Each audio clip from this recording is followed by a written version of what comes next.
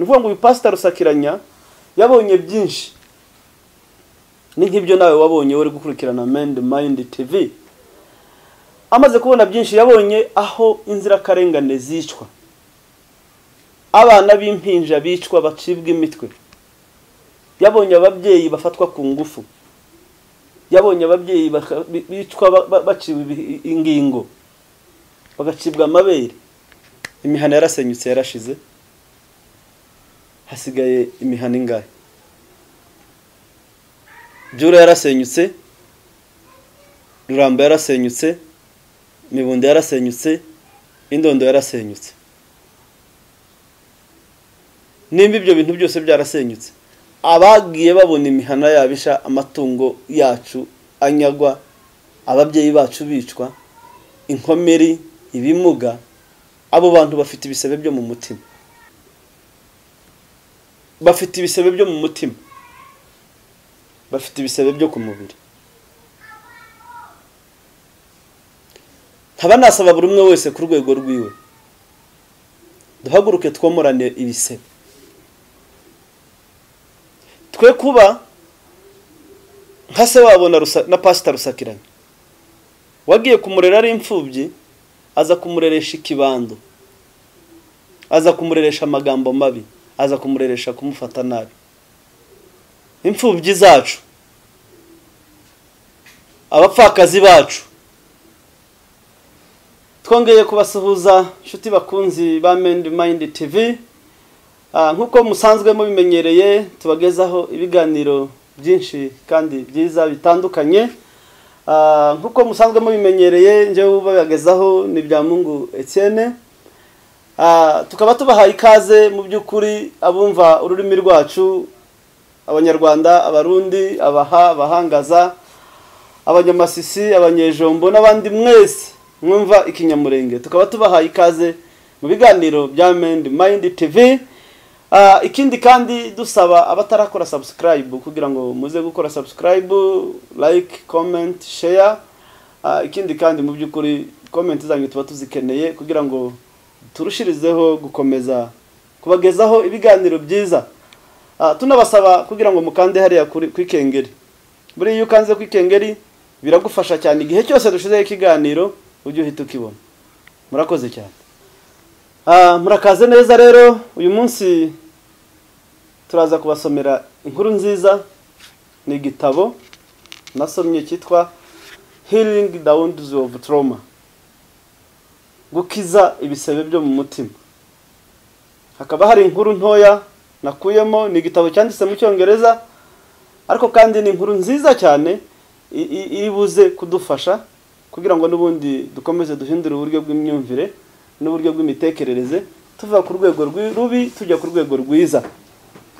Nukuvuga rero, nagerageje guhindura amazina ari mu gitabo, yaba ay'igihugu cyangwa se y'uduce, ngenda nashyiramo amazina y'iwacu kugira ngo birushirizeho no kubakumbuza mu gihugu cy'iwacu gakondo Murenge. Kandi nabasaba kugira ngo abafite umwanya muzashaka icyo gitabo mu gisome, kirimo amasomo meza namwe azabafasha. Inkuru nshaka rero kugira ngo kubasangiza uyu munsi, titre yayo niyo navuze, ivuga ko niba Imana idukunda, kubera iki duhura n'ibyago, kubera iki duhura n'amakuba. Ni inkuru y'uwitwa Pastor Rusakiranya. Uvuga ngo uwo Rusakiranya, Pastor Rusakiranya yaratuye mu gihugu cyitwa Bugogoma. Muri icyo gihugu cyitwa Bugogoma, mu muhana witwa Gihuha, hari hatuye umukozi w'Imana witwa Pastor Rusakiranya. Mu gihe Pastor Rusakiranya yari umwana w'imyaka 3, papa we yaje kwitaba Imana. Noneho nyuma yaho yaje kwitaba Imana, byabaye ngombwa ko uwo mwana na mama we aza kwitaba Imana. Asigara ari imfubyi, idafite se, idafite nyina. Nawe uri gukurikirana Mind TV, ushobora kuba byarakubayeho. Aza kurerwa na se wabo. Amaze kurerwa na se wabo ntabwo yaje kumubera umwana mwiza. Se wabo akaba yaratuye mu gihugu cya Kajembwe, byatumye ava mu gihugu cya Gihuha cyangwa se mu muhana wa Gihuha aja gutura za Kajembwe. Uwo mwana aza kubaho mu buzima bubi bubabaje cyane. Se wabo akamukubita, se wabo ntamwemerere karya ibiryo bihagije, rimwe na rimwe akabimwima. No kuvuga Rusakiranya amaze gukura, nuwo waje kuba pasiteri. Rusakiranya amaze gukura yaje kugenda aganiriza abaturanyi, ababwira ibibazo agira, uburyo se amurera, uwo mugabo umurera urumva niwe wari se. Haza kuboneka abagira neza. Buriya abantu bose ntabwo ari abantu babi, ntabwo ari abana babi. Aza kubona umuntu umurera, yakomeje kuba kwa se wabo kuko aramaze kuba umuntu mukuru byenda batagikubita, ariko abona umuntu uzamwishurira ishuri. Yaje gukomeza kwiga, mu by'ukuri ariga arangiza segondere. Amaze kurangiza segondere, mu gihe atarayirangiza aza kugira amahirwe yemera Kristo nk'umwami n'umukiza we. Aza kumenya ko Yesu Kristo yapfuye azize ibyaha byacu. Ikindi kandi mu by'ukuri aza kuba comfort, yumva ko ahumuritse kubera ko imibabaro yahuye nayo, yumva ko iyo mibabaro yose Yesu yababaye imibabaro irutiyiwe. Nukuvuga ngo Pastor Rusakiranya aza guhumurika. Nyuma yaho yaje kugira amahirwe n'ubundi aza kujya kwiga mu ishuri rya teology. Amaze kwiga mu ishuri rya teology, yaje gukomeza ishuri rya teology. Arangije ishuri rya teology yaje kuba pasiteri. Aza kuba pasiteri mu muhana wo mu Karingi. Hashize imyaka 3 mu gihugu yaratuyemo haza kuba ibibazo by'intambara. Kizi twahuye nazo kuko nababwiye ngende umunyabyura. Byura yarasenyutse. Ikindondo cyose, indondo y'Ubuvira n'Ubupfurero, mucyo hagati za Mibunda, igihugu cyose kirasenyuka. Nuvuga ngo uyu Pastor Rusakiranya yabonye byinshi. Ni nk'ibyo nawe wabonye uri gukurikirana Mind TV. Amaze kubona byinshi, yabonye aho inzirakarengane zicwa, abana b'impinja bicwa bacibwa imitwe, yabonye ababyeyi bafatwa ku ngufu, yabonye ababyeyi bicwa baciwe ingingo, bagacibwa amabere. Rusakiranya biza kumukomeretsa. Kandi twavuze ko mu by'ukuri izina ry'icyo gitabo gitwa ko ari gukiza ibisebe byo mu mutima. Abantu benshi barapfuye, abapfakazi baba benshi, imfubyi, ibimuga. Nukuvuga ngo intambara ifata igihe kinini. Iyo ntambara imaze gufata igihe kinini, Rusakiranya noneho aza gukomeza gusenga Imana agera igihe kimwe nawe agira depression. Atangira kumva ko Imana yabataye. Atangira kumva ko Imana iri kure nabo. Biza kugera ahantu Rusakiranya nawe ubwiwe, bitewe n'agahinda afite, bitewe n'ibyo yabonye, atangira kugira adapt urugushidikanya. Atangira gushidikanya byenda ko Imana ishobora kubitabaho. Kuko nimba Imana ari urukundo kandi Imana ikaba ari se w'imfubyi n'abapfakazi, ni gute Imana yakwemera ko uyu muhana aba baturage bashobora kwicwa mu rugero rumeze gutya? Nuvuga ngo Rusakiranya noneho aza guhindura uburyo bwiwe bw'imibereho, atangira kubona Imana mu yindi nshusho. Asubiza amaso inyuma, akibuka ko bamubwirije ko Imana ari data. Agatangira kugereranya Imana n'urya se wamureze. Akabona kuko Imana ntahitaniye na se wamureze ku mubiri. Yamureze amufata nabi, amukubita. None n'Imana yemeye ko amatungo yacu anyarwa, imihana yacu itwikwa, ba mama bicwa, bafatwa ku ngufu. Pastor Rusakiranya arimo kubireba k'ibyo nawe wabonye. Gusa hashize igihe kitari gitoya, intambara yaje guhagarara. Intambara imaze guhagarara, urumva yari isize ibisebe byo ku mubiri n'ibisebe byo ku mutima. Yari isize imfubyi, yari isize abapfakazi, yari isize ubukene n'inzara. Ibyo byose byaje kuafekta Pastor Rusakiranya. Nuvuga Pastor Rusakiranya atangira kubwiriza abantu ababwira ko Imana yabataye, ibi byose byago byababayeho ni Imana yabikoze kubera ko bakoze ibyaha. Atangira kubacira urubanza, atangira kubabura ngo ibyago byose, imihana yose yahiye, imfubyi n'abapfakazi, ibimuga byuzuye isi, byatewe nuko twakoze ibyaha.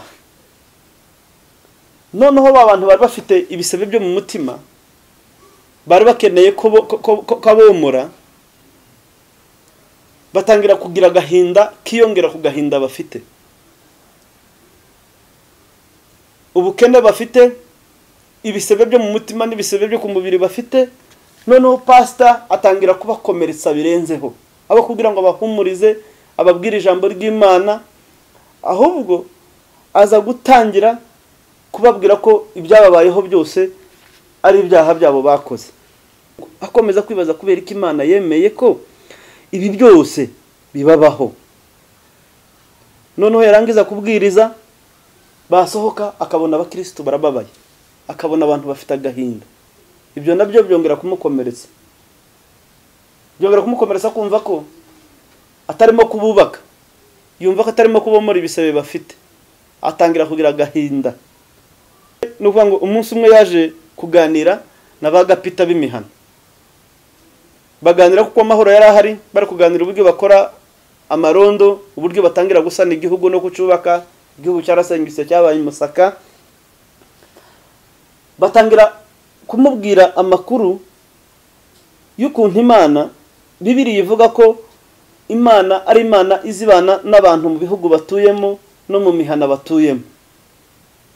Noneho n'ubundi pasiteri akomeza gusa nk'ushidikanya, akavuga koko ibyo biri muri Bibiliya koko niko Bibiliya bivuga, cyangwa se ni siko bivuga. Ariko we rero amaze kwishiramo ko Imana yagiye kure nabo bitewe n'ibyaha bakoze. Nyuma yaho haje kuza umupfakazi wabuze icyarya, wapfushije, yabuze abana bose baraguye muri izo ntambara. Aza kubwira Pastor Rusakiranya nabi, abwiye Pastor Rusakiranya nabi kubera agahinda yari afite ko mu mutima, yari yabuze ukomora. Byaje gutuma Rusakiranya yimuka, aza kwimuka rwose, yimukira mu mihana y'ibupfurero za Kageragere, arahunga. Agezeyo n'ubundi yakomeje kuba umukozi w'Imana aho yaragiye, ariko mu by'ukuri muri we yari yarakomeretse, nawe ubwiwe yarakeneye komora. No kuvuga mu masomo rimwe na rimwe inkuru tuza kuyigiramo, no kuvuga ngo mu by'ukuri ibibazo byinshi tubona, stress cyangwa se depression, nta rwego numwe, nta muntu numwe udashobora kugerwaho na stress. Dukwiye kugira ngo twomorane ibisebe byo mu mutima. Nyuma yaho yaje kwemeza ko neza Imana yabakuyeho amaboko kandi bagomba gupfa, Imana itagifite kubatabara. Atangira no kuvuga ko muri we Imana igira ibyishoboye, no bavuga ngo ishoboye byose, we yasanze ko ifite ibyidashoboye. Nukuvuga ngo nyuma yaho yaje gukomeza kwicira urubanza, atangira kwicira urubanza mu mitima ko ntacyo ari kumarira abo bantu, abaturage be mu muhana wiwe.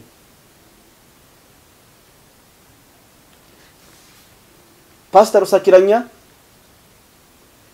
mu by'ukuri ibintu byagiye bimubaho, agira stress, abaturage biwe bagira stress. Noneho tugasubira hejuru topic yavuze ngo se kuki niba Imana idukunda, kuki ibyo byose bitubaho? Wowe ukurikirana Mind TV uze kubishakira igisubizo. Rero iyo turi mu byago n'amakuba, hari ibyo tuba tugomba kwibuka. Tugomba kwibuka characters z'Imana, tugomba kuba dufite muri twebwe ijambo ry'Imana. Bibiliya ivuga ngo ntiturageraho Satani tageze imyambi.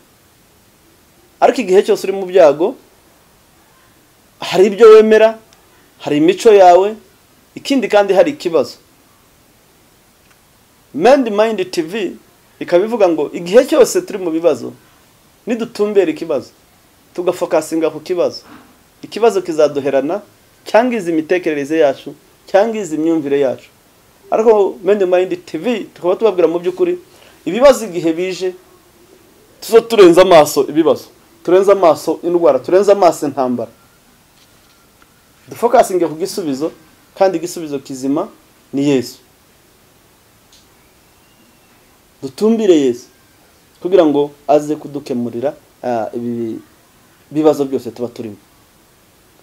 Ikindi kandi mu by'ukuri mwasoma Abaroma 8:35 no kuri 39 havuga ko nta cyadutandukanya n'urukundo rw'Imana, byaba ibyago, urupfu, amakuba n'inzara n'ibindi byose, nta kintu cyadutandukanya n'urukundo rw'Imana.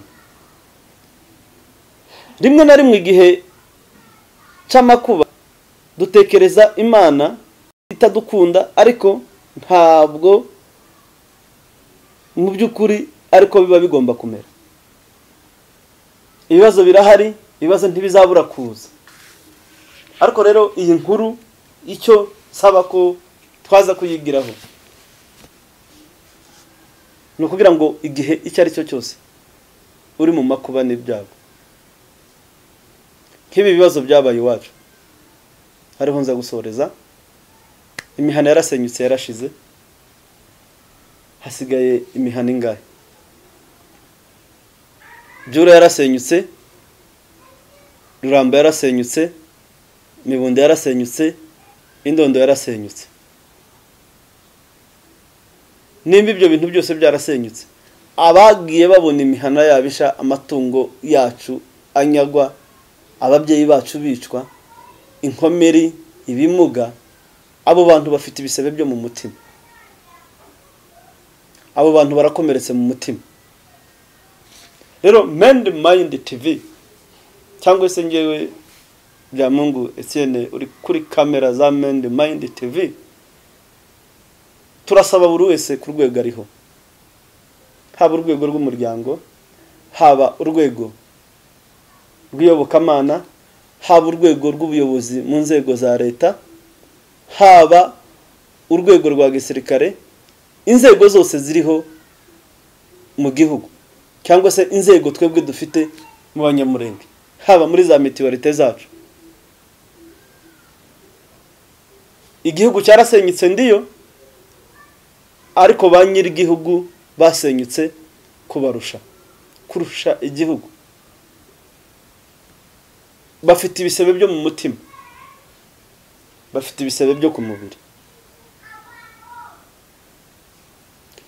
Nkaba nasaba buri umwe wese ku rwego rwiwe, duhaguruke twomorane ibisebe, twe kuba nka se wabona na Pastor Rusakiranye wagiye kumurera ari imfubyi, aza kumureresha ikibando, aza kumureresha amagambo mabi, aza kumureresha kumufata nabi. Imfubyi zacu, abapfakazi bacu, contribution ya Mind TV kuko twabasezeranyije ko tuje gusana ibyangiritse. Turasaba umuntu mu rwego rwiwe. Bibiliya ivuga ngo idini ryiza niryita ku mfubyi n'abapfakazi.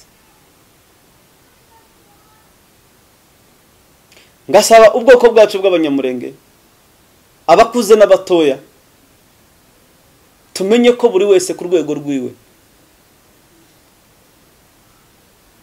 ko yagize intimba, afite ibisebe byo mu mutima, hari n'abafite ibisebe byo ku mubiri.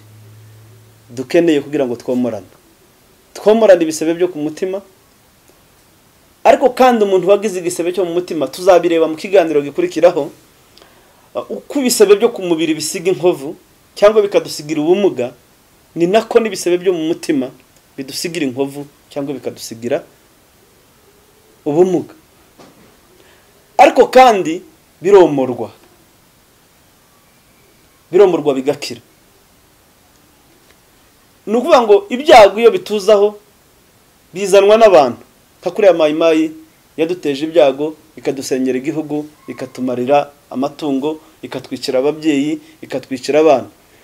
tukaba turi imfubyi, abandi bakaba ari abapfakazi.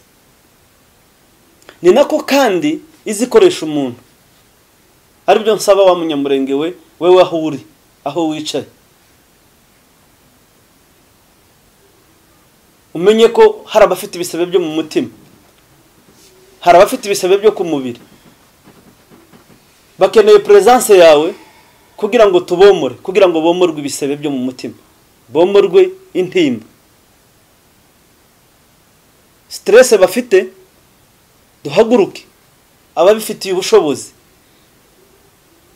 bashake abakansala bo ku rwego rwo hejuru, aba bantu baganirizwa.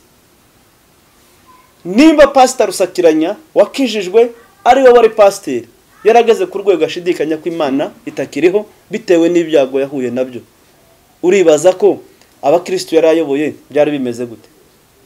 Abari batuye mu muhana sinoyivuga ni mare, Karubarati twarahabaye, ahandi hose za Gahuna naho n'ibindi hose, imihana yose umuhana wanyu uzi uyu munsi kabita kihari. Uribaza ko abari batuye muri iyo mihana bafite ibisebe bingana gute? Imitima yabo yaratobaguritse, imitima yabo ni ibisebe, yuzuye agahinda. Twomorane ibisebe. Ariko kandi Mend Mind TV ndabwira ngo ibyo byose byabayeho mu byakire. Iyo wakiriye situation yakubayeho ni intambwe imwe yo kugitsinda. Numara kubyakira ubirenza amaso, utumbire Yesu wenyine, niwe uzomora ibyo bisebe byo mu mutima. Ariko kandi nawe kenshi akorana n'abantu. Abazakorana ni bande? Ni ibingibi Mend Mind TV yatangiye. Abafite contribution bumva uburyo bumwe cyangwa ubundi bashobora komora ibisebe dufite, haba ibyo twiteye cyangwa se ibyo twatewe n'abandi. Tubahaye ikaze muri studio za Mend Mind TV. Rero kuri uyu munsi mu by'ukuri uko twabasezeranyije ko tuzagenda tuganira kuri topics zitandukanye, ariko kandi zizaza zifite umwihariko wo gufokasinga cyane cyane mu gusana ibyangiritse. Rero uyu munsi mu by'ukuri twifuza ko habaho isanamitima. Mend Mind TV ntiyabikora idafatikanyije namwe. Mwebwe mukurikirana Mend Mind TV,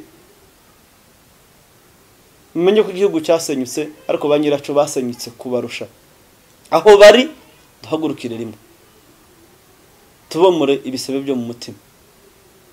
Rero tukaba tuganyiye ku musozo, dusaba mu by'ukuri abatarakora subscribe kugira ngo muze kuyikora, kandi dukomeza no kubaha ikaze muza mubana natwe mu biganiro byinshi byiza bitandukanye. Murakoze cyane.